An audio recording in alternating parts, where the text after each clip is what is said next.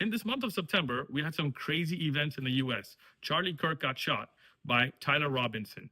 And everybody was asking, is it terrorism? What does that mean?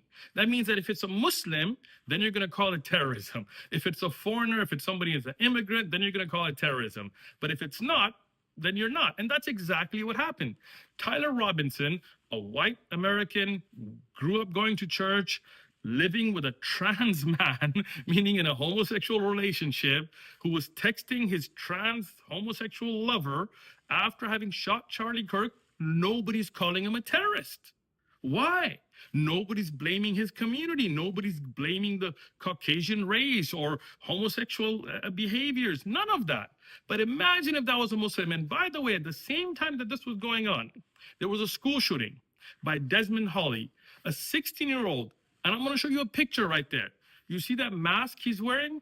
He calls out certain things, like the number 1 that I've pointed there. It says Al-Nur, a reference to the Al-Nur Mosque in New Zealand that was the site of a horrible mass shooting by a Christian terrorist Islamophobe who killed 51 worshippers. He was praising it. He wrote it out on his mask, this mass shooter. But nobody calls him a terrorist. Why? Because he's white. What's the second thing? You have the number 14, which is a white supremacist slogan about securing a future for the white ethnicity and white children and race segregation. And you see that number 3, he's got a cross. A cross.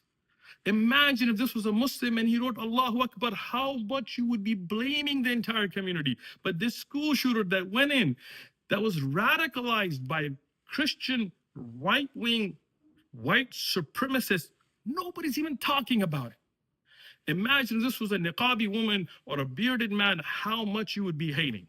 Be fair, be just, speak the truth.